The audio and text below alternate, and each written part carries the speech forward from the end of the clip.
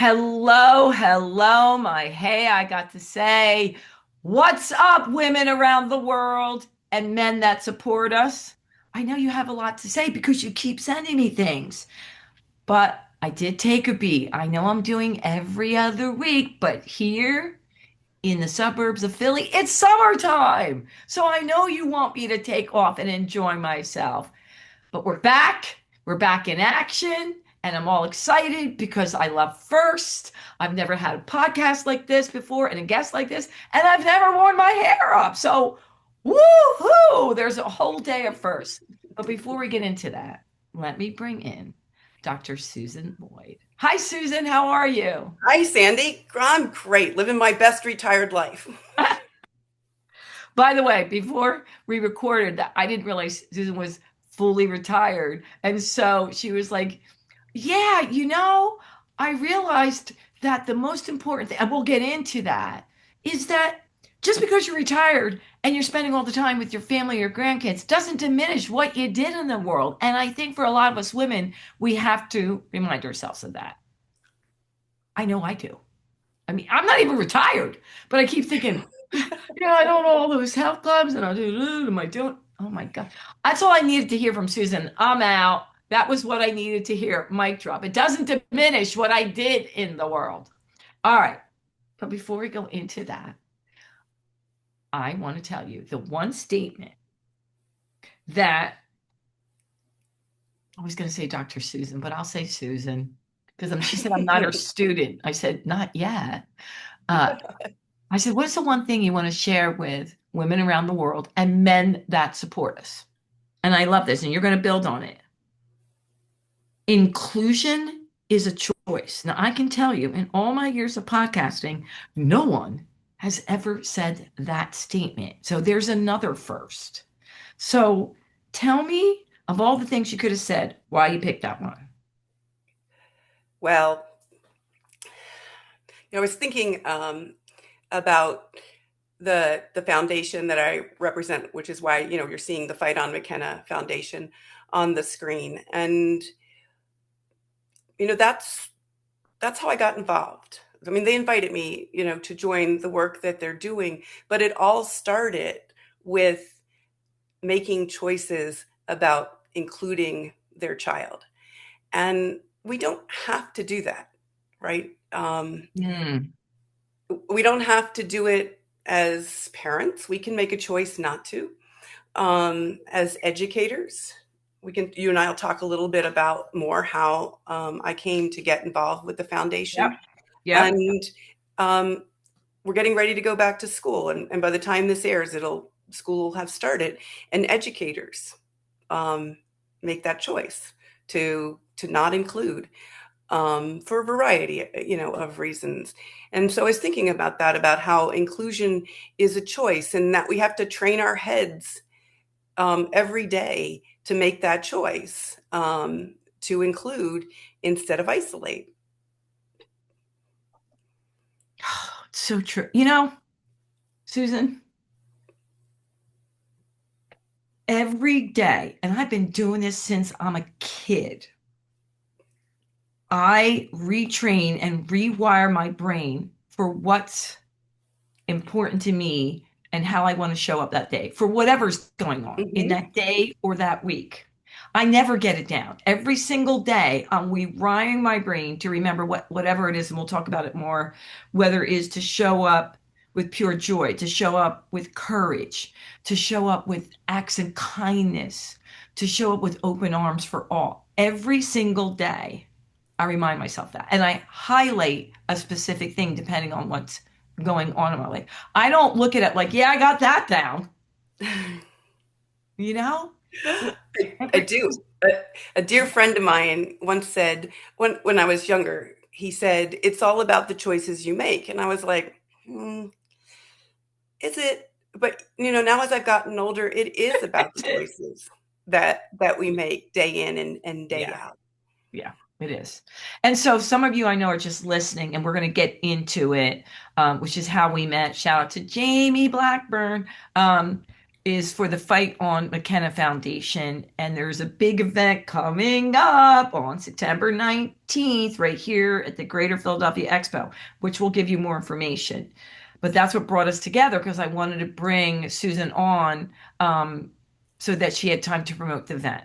But before we dive into that event, I want you to back up a little bit because I don't have a bio. I mean, listen, when I said at first, she sent me pictures of the young lady that we're going to highlight and what the mission is and how we're spreading joy through her and how she always was filled with laughter, McKenna.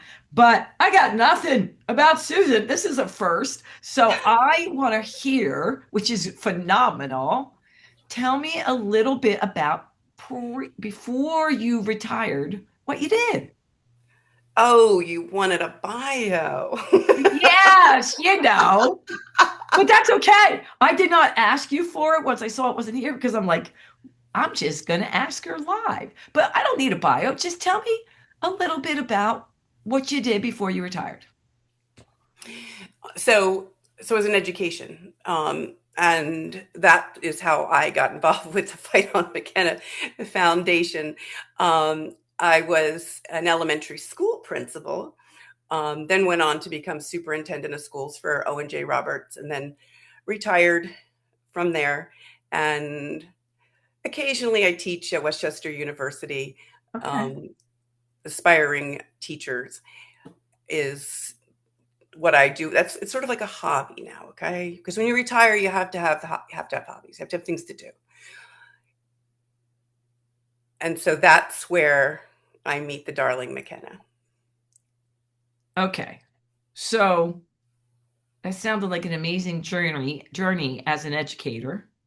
And I'm sure you met a lot of beautiful families and children. And I like the way that you said inclusion is a choice. So now tell us what year that you met McKenna and her family. So I probably met her in kindergarten, Okay. right when she arrived, for on the first day of school. But the point in which I got involved with her family was back in 2018. 2018, Okay.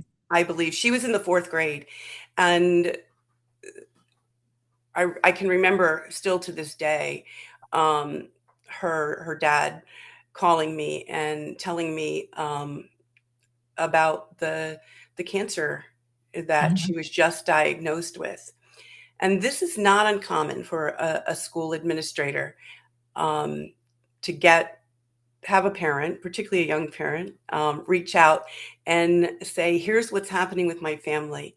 How can you help?" And it's probably one of the most rewarding aspects about being a school administrator, is being able to help children and their families beyond the classroom. Mm. And so she was going to be in Children's Hospital of Philadelphia for quite some time. She had what was called a Wilms tumor, that she was being treated for there. And her parents wanted her to stay connected with her school. And how could we do that? Hmm. You know, when a child is hospitalized for a long period of time, they do receive their education, but it's not the same, right? Yeah. Somebody Yeah. comes in from the hospital and they practice their math facts and they read, and it's not the same as your teacher would at your home school. And so what they were asking for us to utilize technology from her hospital room into the classroom. And thankfully, uh, we had the technology, um, in the O&J Roberts School District at the time. It was, this is all just starting to come of age. And Yeah. an amazing fourth grade teacher, a fourth grade teacher that every child wants to have, who was open to the idea of having this computer on while she was teaching, and on the other side of that was her student, McKenna. And that's how this journey that I'm on because I'm still on this journey Yeah. with Yeah. the Massey family, begins. So, All right. Wait a minute. Wait a minute. What's the teacher's name? Let's give props. oh, Mrs. Beaver, Mrs. Kelly Beaver. All right, She's Mrs. Kelly Beaver. I mean, come on. It doesn't get better than that. Every kid would want you as a teacher. Woo. she's she's still teaching there today, different capacity, but still teaching there today. And this is another example of that, making that choice to include, because a teacher could certainly Mhm. say, "Mm-mm, no, I don't want that in my classroom. Yeah. Find another teacher," right? Um, and she was open to it, right? And then when I Yeah. would go in and I would observe, there she is, including McKenna on the other side of that screen in very creative ways. Yeah. Teachers will often say to students, "We're going to work in small groups," and the kids would all huddle around that computer Mhm. and interact just as if she were in the classroom. So really, stretched my thinking about what we can do. Yeah. Pre-COVID, baby. I mean, come on. You were on cutting edge. That's right, pre-COVID. And Sandy, you've probably heard somebody say this before. We're only limited by our own creativity. And we were able to make it happen. I mean, they were an amazing family. They are an Yeah. amazing family. I shouldn't say were. They are an amazing family in that they Yeah. were open to something very creative and doing something creative. I So haven't heard that in a while, but maybe a long time ago, but I needed to hear that now. But can you say it one more time? Because I want everyone to take it in. that we're only limited by our own creativity. And when you think about it, in the times when we are just like on fire, right, are the times when we're being creative. And then there's just other times where we're like, it's too much work. and, Yeah. and we just do things the way that we've always done them. And this was Yeah. a really growing, a real time of growth for me in my career, because it was something that I had not done. Yeah. Well, I can say this. I can feel when you said, you know, about inclusion is a choice. I can feel this family. What are their names, by the way? I know it's McKenna. What's the family's names? Oh, the Massies. How lucky they are to find you too. I mean, come on. I mean, seriously, your heart was like already open, to receiving. Your heart was already open to figuring out a way to make it work. You can tell. Well, and these are children, right? Yeah. Yeah. And I like to think that everybody that's in education is in it for the same reason, and has that big heart. Um, Many. I'm sure many are. but you want to do whatever you can, Yeah. or we Yeah. should want to do whatever we can Yeah. um, do for any child, um, Mhm. not just a child that has such a diagnosis as McKenna did, but for any child, we should want to do whatever it's going to take for them to be able to be successful in their And education. learn. Yeah. Yeah. I was thinking because and I was out of my comfort zone, Susan, but I do a lot of these Joy Joel dance fitness with a purpose classes. And we should talk about it because every month I pick a new charity, right? So whatever local charity, and I've done it now for 8 months. It's where I live in Berwyn, and the women get together and we have fun. Anyone can dance, and we give 50% to whatever local charity, and it's a blast. Uh, and I never thought I would take it, and like you're saying, inclusion. And I took the Joy Jolts and saw a need to do it in senior homes. So I went Oh, in yeah. and did Joy Jolt movement work. And it's more like entertaining meets what we're talking about, words and music and laughter. So we're dancing, they're singing. Oh my God. I never thought that would be my place. And that I would receive so much joy for them. It was incredible. And then I just recently and I was scared because I was like, am I going to be able to relate to them? Did a program, a Joy Jolt program, but it was outside and it was 95 degrees. I just want to tell those kids on the pavement. But it was for Integrate for Good, which is neurodiverse young people. Hmm. And it was challenging for me because I wanted to make sure I met them where they are. But I was thinking of that when you said inclusion is a choice. It would be very easy for me to just do my joy jolts, once a month with the women, and it's great. But to take it and go into these different groups that make my stomach ache a little, like I get a little Sure. nervous, I have to tell you, because I was Susan, the seniors, I have people that are, can stand and dance without anything. And then I have wheelchairs, and then I have walkers, and then I have seated. I'm like, how the heck am I going to do this? But I thought about if I want to include all these people, and guess what? I don't know, something took over my body and we had a blast. That's great. But it's the same thing, being open to including, like you said, all different, for your case, all different children and all different needs and figuring out ways to make them flourish. So I have to jump in here because I did get a bunch of questions for you because I sent it out to my peeps and things about the education system that they want to know because it was about inclusion and how you feel about the education system. And so I'm going to just put them all in a bundle and we'll a few of them in a bundle and we'll just say that Sally Bell said, and I have to say it because she said, ask Dr. Susan. And maybe it's just an individual school. How does she feel about our education system now compared to 25 years ago? I have a lot of friends that are teachers still, but I have to admit, they feel like all the paperwork and bureaucracy that they can't really live up to what they want to do in the classroom. Do you think it depends on the school or is that overall? Please guide, please help. Oh, I know that, that's just on the minds of everyone right now. Oh, is it?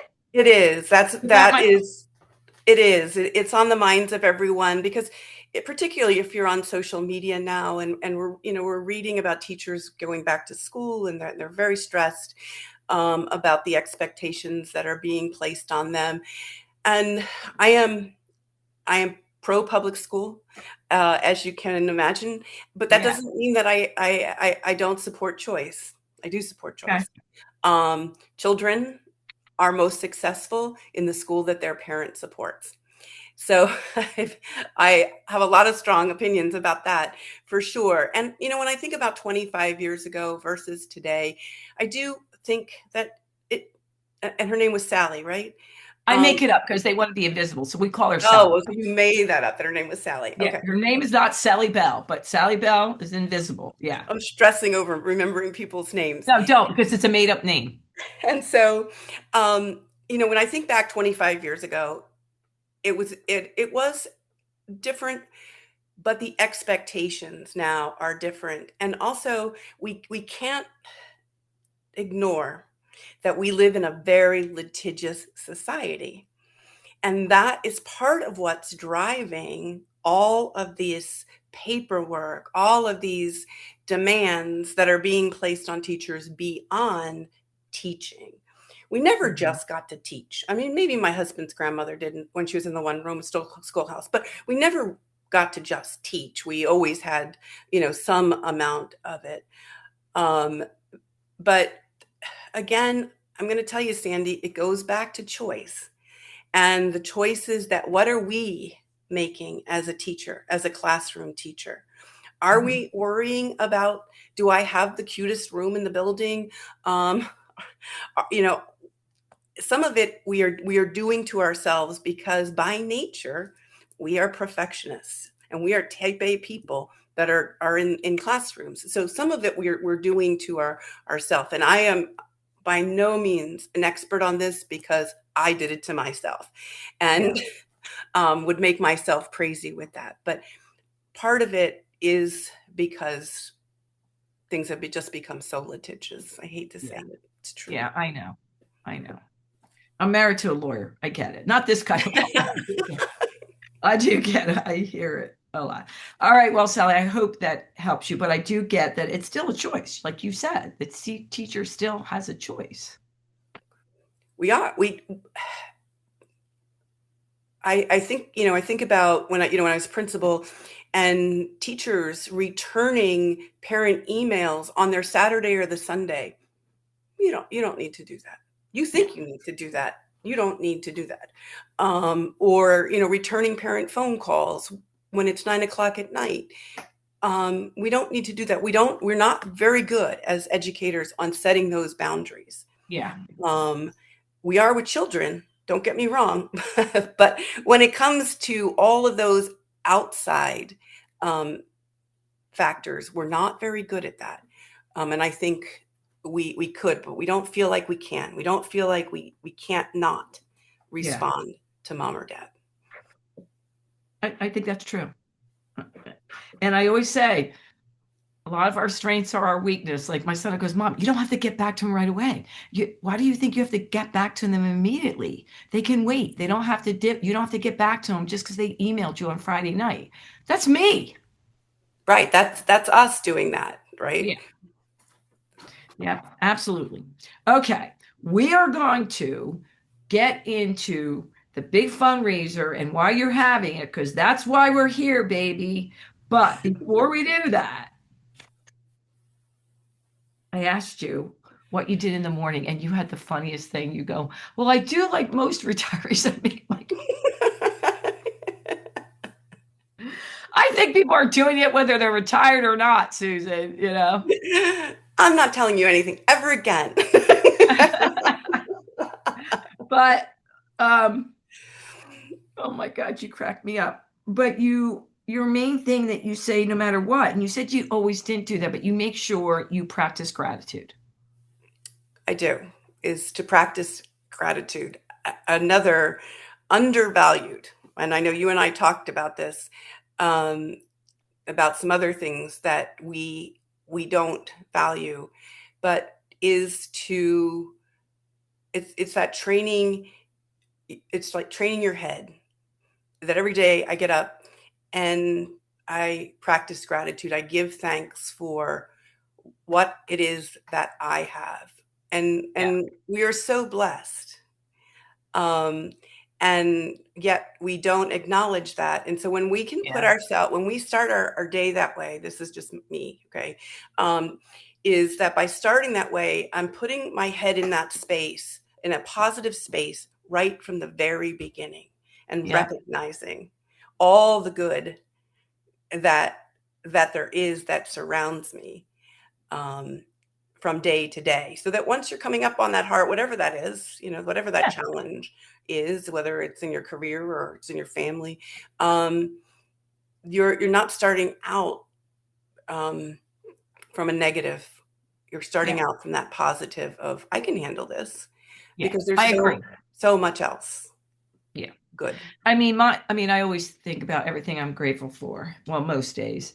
Sometimes I get a little piffy, but I do truly believe, and this is what I practice, is that even in the toughest places, on the toughest days, small moments of joy still matter. And Oh my I gosh. that's my tagline. Even in the toughest places, in the toughest days, small moments of joy still matter. And we were talking about, and it's so true. Like laughter is underrated, but it's so healing. It's so good for our soul. It's the same thing. Like people do all these seminars on breathing, but people don't practice breathing. They just breathe. But how good it feels to take a deep breath in. I know for me, I swear you didn't even know this. So I do a movement, words, and laughter routine every single day on my front porch. Doesn't matter. The neighbors know it. It's coming. It's going to be fun. But I look at for something to smile, and if not, I just belly roll laugh at absolutely nothing. It's underrated. Somehow I don't know if it's us as women, that gotten that message, Yeah, not to laugh so much. I don't know, not to laugh in the workplace, yeah. but it's underrated, and um, we And have there's to. science behind it, and there's science behind the benefits of laughter. just as much as there is movement. I am a firm believer in it. All right. So I just want to recap, make sure, because I know they're doing so many things. And before we get into the fundraiser, that if you're in the area, you're going to want to come to or support, inclusion is a choice. We got that. Train our head every single day to be inclusive. That we have choice every single day in how we show up and what we do as teachers, especially. Practicing gratitude is so rewarding for everyone. And yes, we know it, but just making it a habit. And just be silly and laugh about anything and everything. Did I forget anything? You you covered it.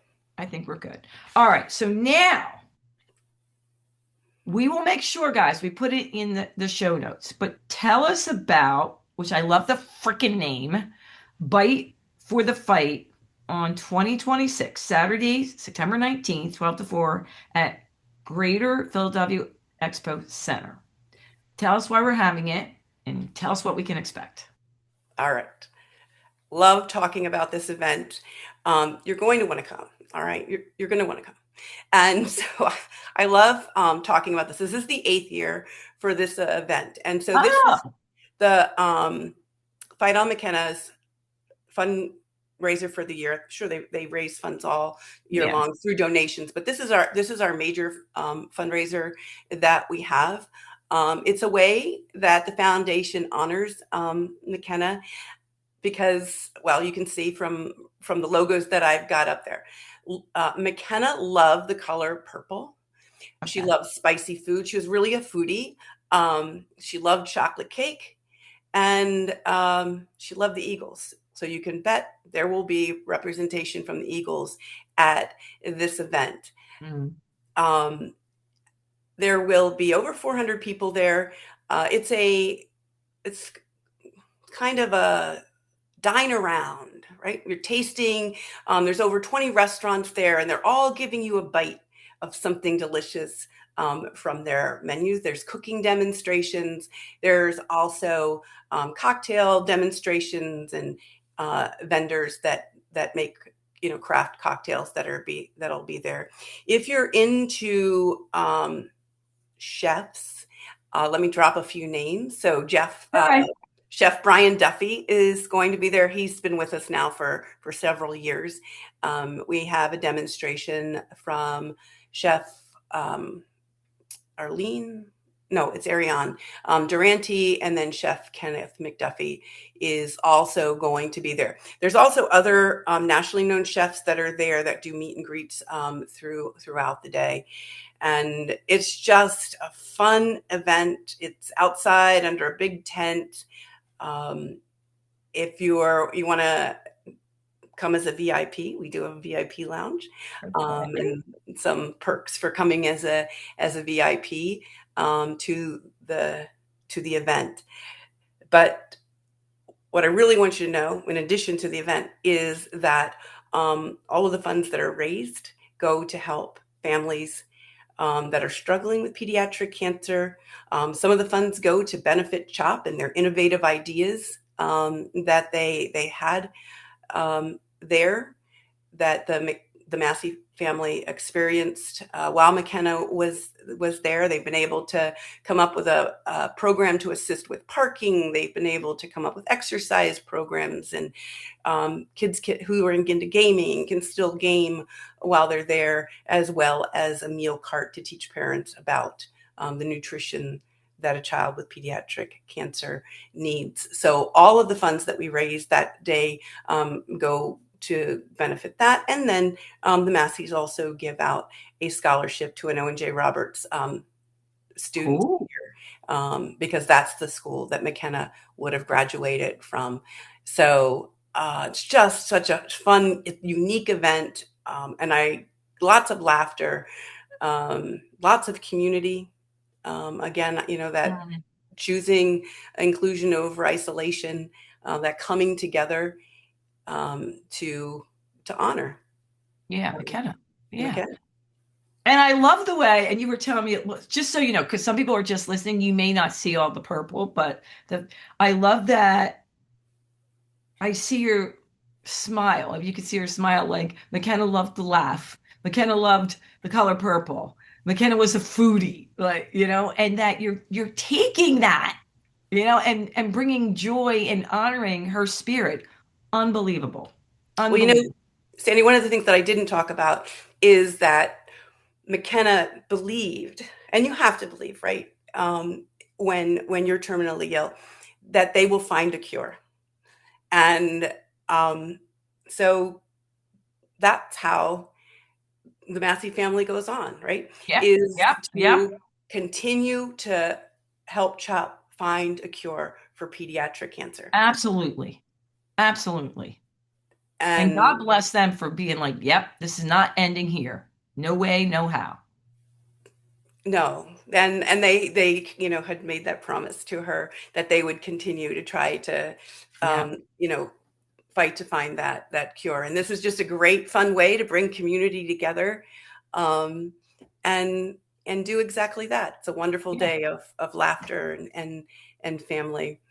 I didn't mention to you that you can buy your tickets on fightonmakenna.com. You can find us on Facebook and on Instagram, Yep. and get your tickets. Lots of parking. Okay, that's the nice thing about it I being got the one where like, yeah, they figured out parking. And that's huge. Believe me. at the expo. So you're not just coming to taste the entrees that some of the restaurants serve. You're also coming to taste some of the sweets. So Yeah. the restaurants and the bakeries are competing for the best bite, and so everybody is putting forth their best foot. Delicious, absolutely delicious bites at the event. Yeah. We do Well, have I can go I'm ahead. sorry, Go ahead. Sandy. We do have sponsorships. All of that's available. That information is on the website as well. I'm going to give a shout out to the carpenters, the local carpenters union, for signing on this year. That's a new sponsor for us. So um, Woo, woo. we have plenty of opportunities to be a sponsor as well. I can't. Do you have to close it out? Because I can't imagine for what you said. First of all, you can feel your heart. You can feel the spirit. I can feel the spirit of the family. I can feel McKenna's spirit. I mean, it's just an amazing. I mean, who wouldn't want to contribute? Let's stay with that one. But second of all, even if you didn't even know what the event was for, it sounds like holy moly, who wouldn't want to be there? Like, so you're taking two things and combining it. I Mhm. would think you would want to line up and how to close the doors. I mean, Like I said, over seriously. 400 people will be there. It's a big event but lots of parking. Not to worry about that. Free parking at I that. like the way you keep emphasizing it, and that's so true because I just came from an event in Wayne and I drove around for 15 minutes, couldn't find parking. It's the It's beauty of huge. the suburbs. We have parking. And just so you know, it's going to be a lot of fun, a lot of food, a lot of great chefs, a lot of community, and we got parking. Yay! Oh my goodness. I'm so glad we did this. All right. Anything you can think of, Susan, that we didn't get? I mean, believe me, we'll put stuff in the show notes. But is there anything else that we didn't get in that you want to tell women around the world and men that support us? That's great. Sandy, what I in preparing for this, I was thinking about that families and educators have more power than they realize. Mm, Okay. Um, and when it comes to situations where or children are critically ill, and it doesn't need to be cancer, right? It could be mental health, it could be anything, but yes. um, that we as family or as educators have more power than we think we do when it comes to keeping a child connected with their school, with their community. We just have to have the courage, because it does take courage to speak Yeah. up and ask. And that's what the Masseys did. And I'm so grateful to be able to be a part. of their journey and a part of their foundation, because we can all make a difference. And certainly as educators, we know that we can. Well, I was going to ask you at the end, I said, if you could whisper one thing to every woman's ear around the world so they would hear it before they woke up in the morning. But I don't know if we can top what you just said.